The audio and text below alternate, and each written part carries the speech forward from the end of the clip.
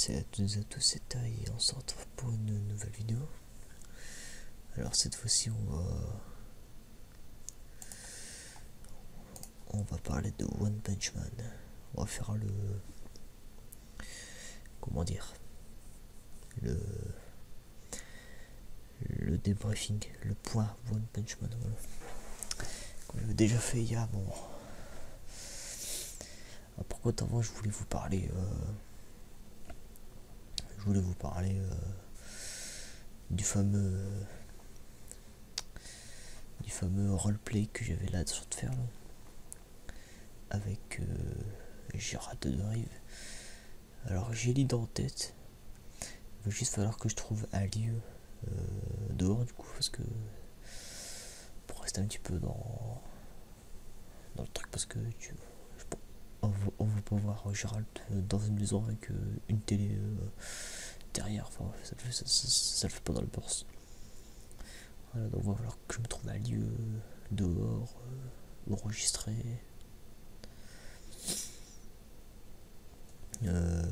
Surtout il va falloir que si je fais ça, il va falloir que je me teins les cheveux en blanc et la barbe en blanc. Le problème c'est que j'ai pas trop envie. J'ai pas trop envie de me teindre les cheveux en blanc surtout pour une vidéo, je veux dire. Je l'aurais bien fait, mais bon. Parce que ça, avoir les cheveux longs, ça je les ai. La barbe, je l'ai. Jusqu'après, s'il faut que je me teigne les cheveux en blanc. Alors, à moi qu'il y ait un truc pour enlever les cheveux. Comment dire? À moins qu'il y ait quelque chose pour enlever directement après la couleur blanche. Dans ce cas-là, ouais, pourquoi pas. Et rester comme ça, avec les cheveux blancs, comme ça. Puis la barbe blanche comme ça pendant un moment, ça peut le faire. Voilà. Enfin bref. Surtout qu'il a les cheveux très noirs. Et les cheveux noirs corbeaux. Donc en plus. Genre le plus c'est blanc. Enfin, bref, je verrai ça plus tard et je vous dirai quelques nouvelles. Voilà. Enfin voilà.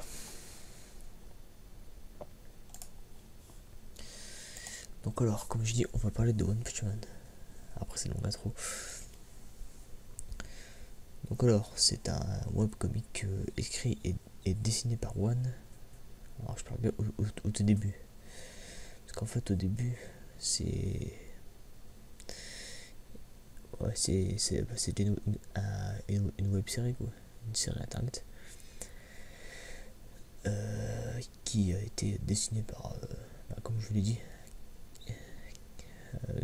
une personne qui s'appelle One en majuscule c'est tout. Et sur le site de l'auteur de One le 3 juin 2009. Donc ensuite il y a quelqu'un que vous devez connaître, Yusuke Murata, donc le dessinateur entre autres de H21, qui s'est associé à One pour refaire le manga avec de vrais dessins et entre autres le publier dans un vrai magazine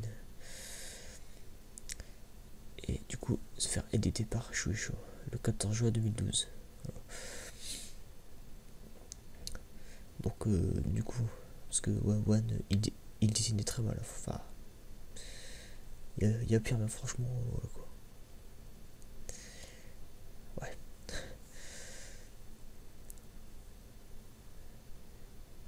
Donc alors ensuite je peux vous dire aussi que il va y avoir une version française qui va être publiée par Kurokawa à partir de janvier 2016 et ça va faire hyper plaisir. Il y a aussi, vous devez être au courant, une série d'animation dont on va parler aujourd'hui, produite par le studio Madhouse. Si vous connaissez pas, c'est ceux qui ont fait Jojo Bizarre Adventure aussi. Voilà.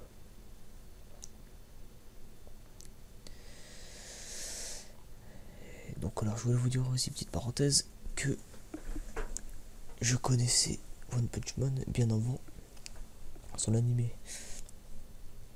J'avais déjà vu le manga et alors pour parler du manga vite fait, c'est très très très très joli. Vous devez avoir déjà vu au moins est-ce que ça donne quand sur certaines pages en fait, si on les tourne très vite, on a un effet d'animation. Et ça c'est super bien fait. J'en remettrai peut-être, je sais pas, je sais pas si j'y pense. Mais c'est très très très très bien fait. Je vais tenter d'y penser d'en mettre.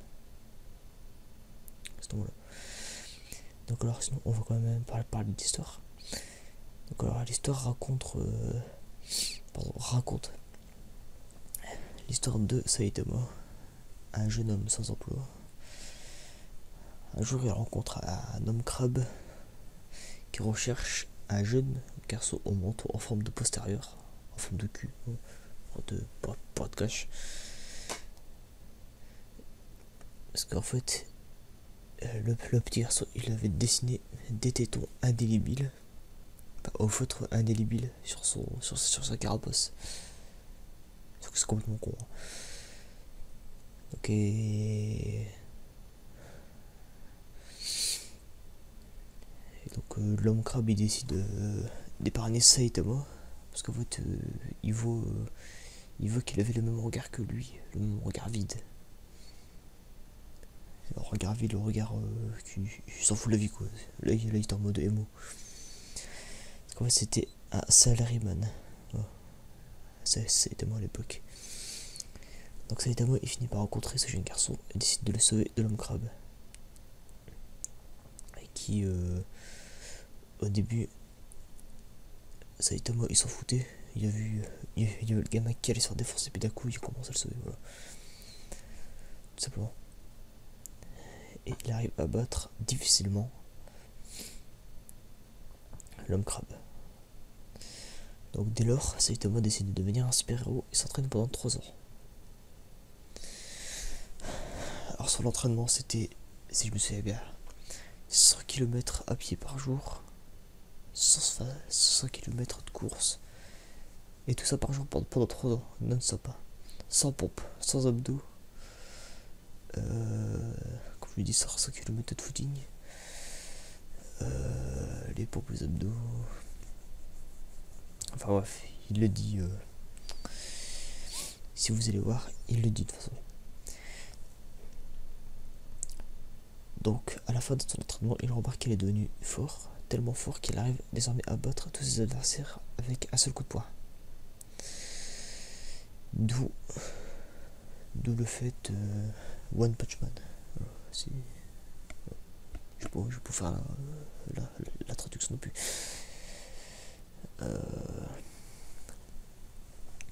Et aussi qu'il est devenu chauve-part, comme ça. Ouais. Donc sa force monstrueuse est pour lui source de problème puisqu'il ne trouve pas d'adversaire à sa mesure et s'ennuie dans son métier de héros. Mais qu'il est mis à terme à bon nombre de menaces, toutes plus dangereuses les unes que les autres. Personne ne semble remarquer l'incroyable capacité de Saitama à l'exception de son ami et disciple Genos. Voilà. Pour l'instant, je vais pas vous en dire plus. Pour l'instant, il va falloir aller voir. Donc voilà, une saison 2 est prévue pour l'animé. Il me semble que alors si je dis pas de conneries par contre, le manga est encore en cours de publication. Et puis voilà quoi. Donc je sais pas plus. Alors par contre je vais mettre, parce que j'en profite aussi pour faire pour dire quelque chose que j'ai beaucoup sur internet, c'est Saitama versus Goku. Je vais mettre les choses claires. Voilà. C'est tout con. Saitama ne peut être comparé à personne car c'est une parodie en lui-même. Je m'explique. C'est un anti-héros. Je veux dire, certes il a fait un entraînement de ouf. Mais je veux dire, si on compare théoriquement, Goku, il le fait 1 milliard de fois plus. Voilà. On est d'accord.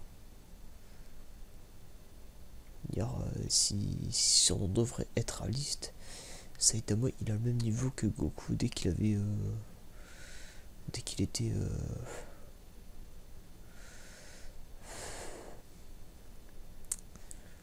peut-être pendant la saga Freezer, quoi. Encore même pas. Même pas.